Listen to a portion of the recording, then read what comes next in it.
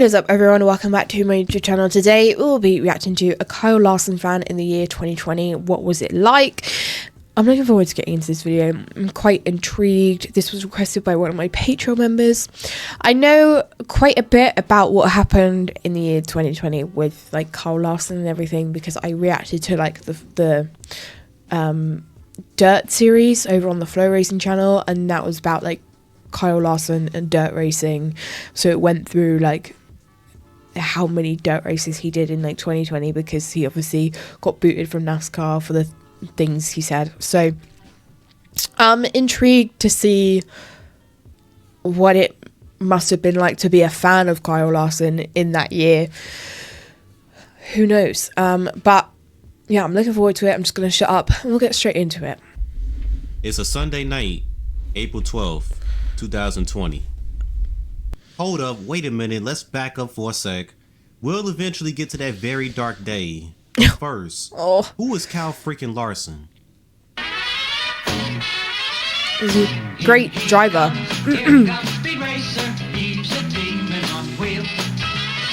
Oh, him? Just a generational talent that's compared to the likes of AJ Foyt and Tony Stewart because of his ability to climb inside of any type of race car and succeed in it. The dude is one of the most entertaining drivers to watch, and that's something I noticed right when he entered NASCAR. And it's one of the main reasons why I'm a big fan of his. He's a risk taker. He's a driver that goes for it. And while it's really cool seeing that, it has led to him making a fool of himself at times, which is why some of the fan base likes to clown him. He's a check or a records type of racer, and with that, you're going to see him make mistakes. But when he's not making those mistakes, he usually ends up being pretty successful.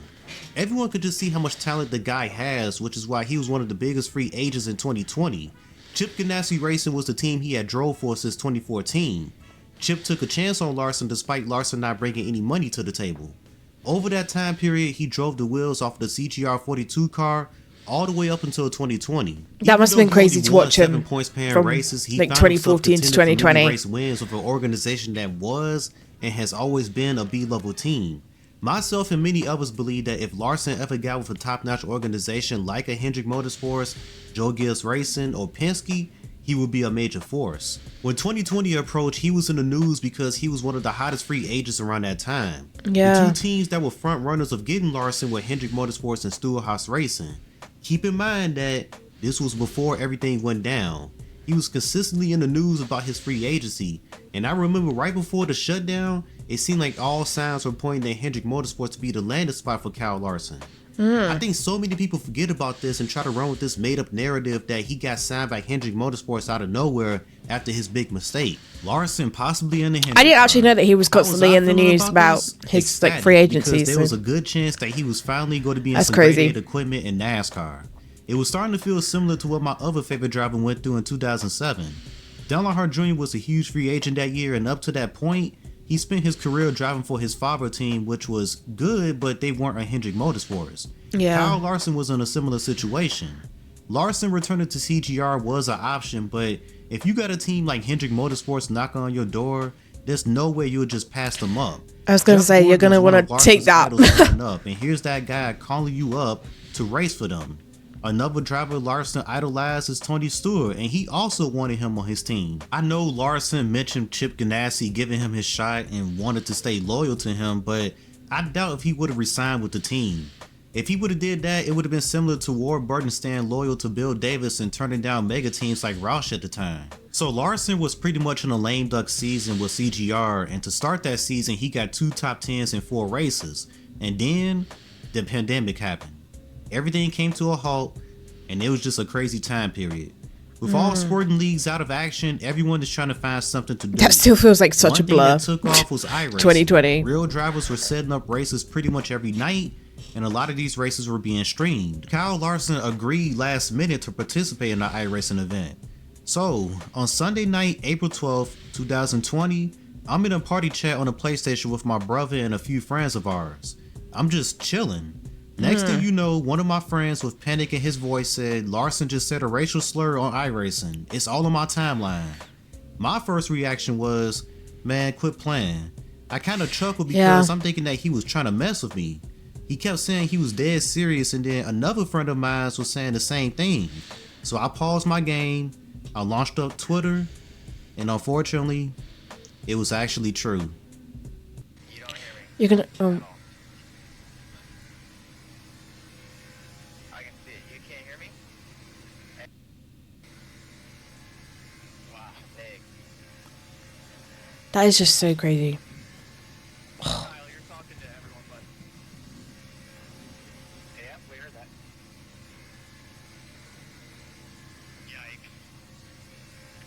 Yikes. Yikes. That's what you... I just don't get, like, what possesses you to say that in the first place.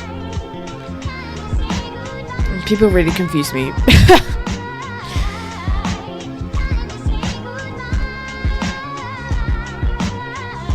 Just like that, Kyle Larson was suspended from NASCAR for saying a racial slur. I just couldn't believe what was happening. 2020 up to that point was already crazy enough, and then this ends up happening.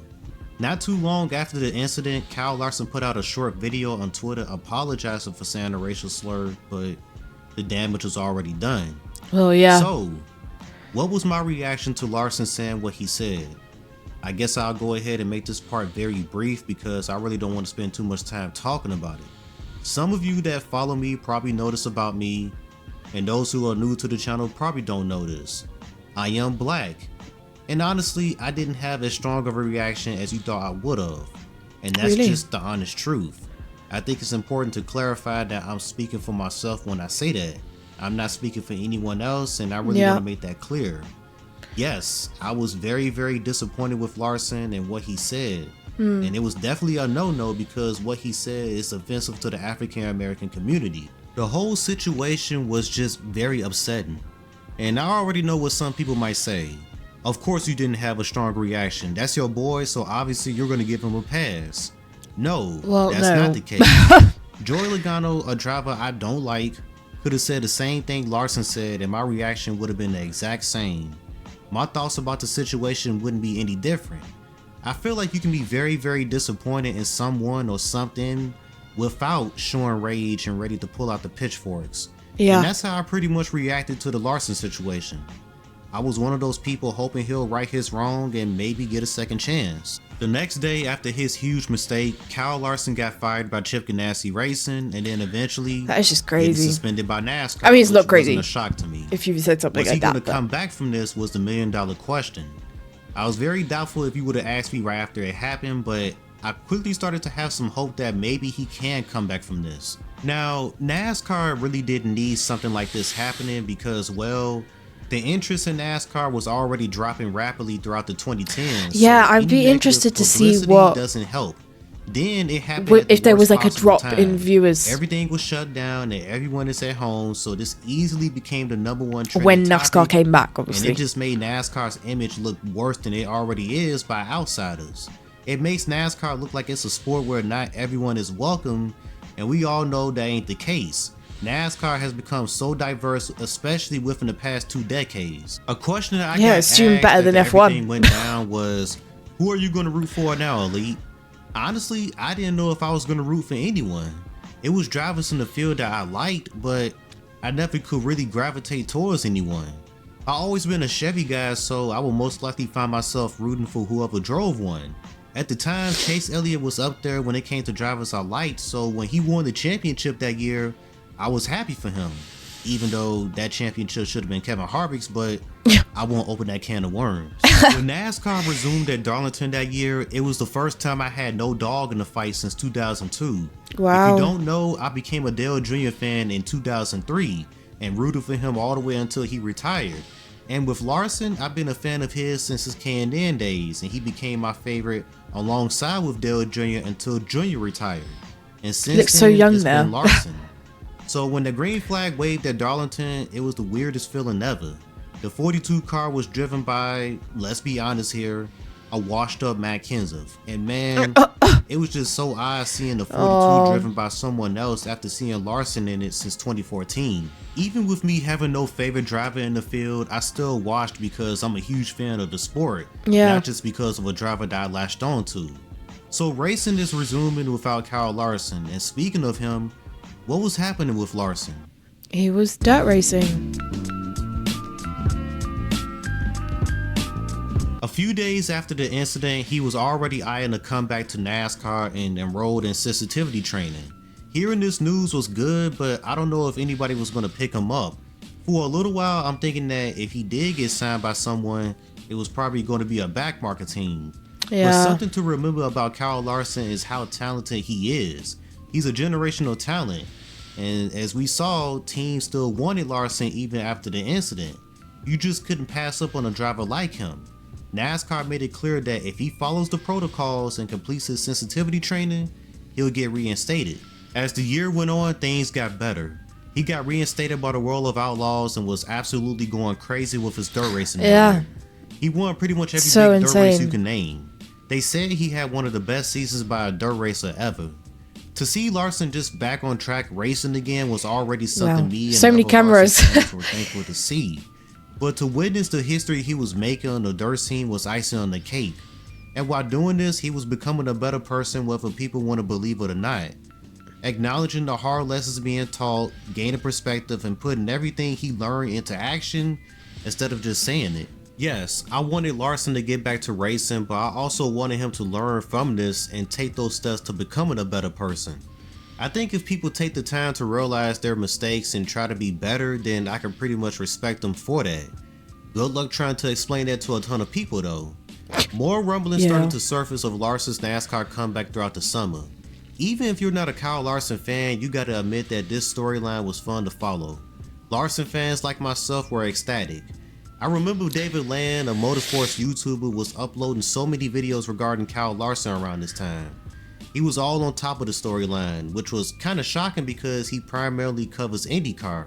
But it was great to see. There's actually an entire playlist of David Land's Kyle Larson coverage. The best part about him covering Kyle Larson is that you're always guaranteed this amazing intro. It's a Kyle Larson!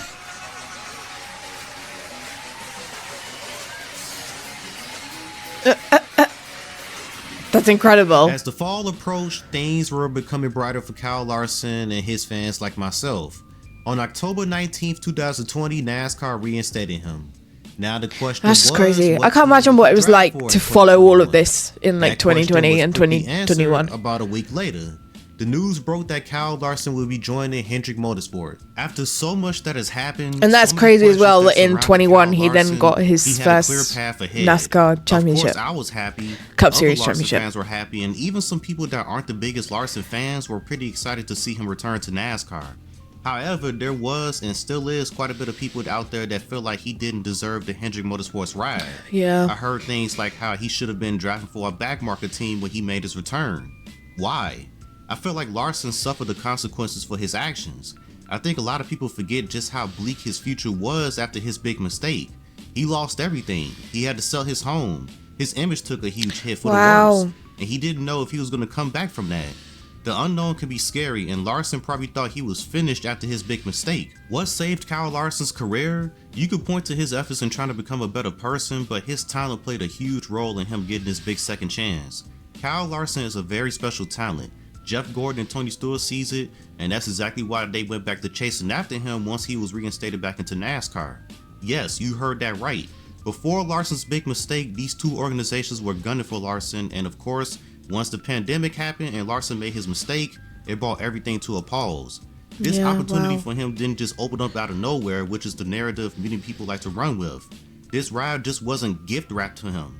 Whether he made his big mistake or not, he would have most likely ended up in a Hendrick Motorsports or Stewart-Haas Racing ride. Obviously, we know how this story ends. He joins the team that's the New York Yankees of NASCAR, and that's Hendrick Motorsports. The contract gets signed, and now we wait to see what Larson can do in the Hendrick car. I predict that he'll win about 3 or 4 races and make it to the round of 8 in his first season with HMS. I felt that was pretty realistic. Turns out that was way off. Kyle Larson said, "Nah, I'm about to go full on Jeff Gordon 1998 on the field." Went and bloody won the championship. Those stats are insane.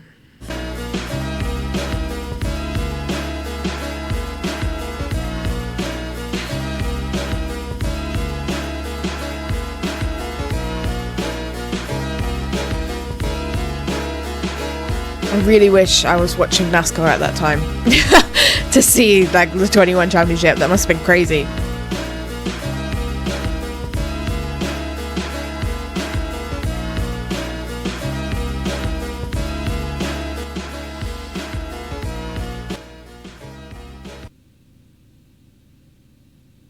After that checkered flag flew at Phoenix, we all witnessed one of the greatest comeback stories in NASCAR history. It's one thing to just return. It's another to return and end up having some success. But to come back and have a historic season that Kyle Larson had is absolutely unreal. Yeah. I wasn't used to seeing my favorite drivers win constantly up to this point. It felt like a dream. This was my reaction pretty much all throughout 2021. I just couldn't believe what I witnessed. I want to wrap up this video by saying this. Kyle Larson will never be viewed the same way again since he made that big mistake. It's been almost a half a decade since the incident, and while yes, a lot of people outside the NASCAR bubble has forgotten about it, there's a lot of NASCAR fans that will never let him live that down, and you see it in the comment section anytime his name is brought up. While it's true that Larson made his bed by saying what he said, these people need to be ignored. Nobody out here is perfect. Apparently these people that spam these comments of calling him a you-know-what are perfect human beings. They've never made mistakes. They've never said anything ignorant during their lifetime. Bullshit. Yeah. Nobody is perfect out here. I don't care who you are. While it's true that Larson is a well-known figure and needs to be more aware of what he say, he's still a human being at the end of the day, and humans aren't wired to be perfect. Kyle Larson's comeback story is something a lot of people can look at as inspirational. Messing up is a part of life, but you can tell if someone's heart is in the right place if they're willing to put in the effort to become a better person. Kyle Larson did just that and went on a journey that some people refuse to go on because they simply don't care about learning from their mistakes. Yeah. You can't say that about Kyle Larson. He went above and beyond, he got the second chance, and you just never know what that second chance might bring to your life. Well, that whole thing is like so insane to me. Like, I obviously knew like what went down in 2020 because of the like Dirt series, but to actually get like a fan's perspective during that time, it's just nuts. Like, I can't imagine what it was like trying to follow like all the headlines during 2020, and like then his move to Hendrick Motorsports, and then him winning the Cup Series championship in 21. Would just be nuts. My opinion on it is like, I mean, I'm not going to make this like too political, because I mean, I wasn't watching at that time, so like I obviously didn't know that. And like when I got into NASCAR, the first NASCAR thing I watched was the Full Speed series on Netflix at the beginning of last year, and I watched like the Wall move, and I was like, okay, Chastain is my favorite. And then you guys were like, watch the Dirt series, so I watched the Dirt series, and I was like, wow, like Kyle Larson is a really great driver, and I was like, I think he's like one of my favorites. And then they obviously spoke about the like what he said in 2020 and everything, and they showed like what he did to like right the wrong and everything. So it was like years ago now, and like if somebody has gone through all that to like try and be better and actually right the wrong, I don't understand like why we still hold people to what they've done to this day. Like, I think that cancel culture is just so ridiculous. That's my opinion on it. Like, yes, okay, if like somebody's done something and then you've like cancelled them and then they continue to be a bad person, fair. Like, they obviously don't care. They haven't been bothered to like try and be better. Like, go ahead and cancel them. But when people say things and then like they like try and be better and they like try and right the wrong, and people still hold it against them, like now, like 2020 was like 5 years ago now. That is so crazy to say. Yeah, it was 5 years ago now. Like, and there's still some people out there that are gonna hold it to him in like the comment sections and stuff. That I just don't understand. But that's my opinion on it anyway. And like it happened years ago, and like I have only just gotten into NASCAR, so I can't really have an opinion on it. But anyway, that was a really good video to get like a fan's perspective on it. So I really enjoyed that video. Thank you to my Patreon members for requesting this video. And with that being said, if you have any other videos that you'd like me to react to, drop them in the comments. I'm working my way through everybody's suggestions at the moment. If you did want to check out any of my other socials or become a Patreon member and get early access to videos like this or top priority over your suggestions, then you can do all of that down below. But I hope you enjoyed today's reaction, and I will catch you next time for the next one. Bye!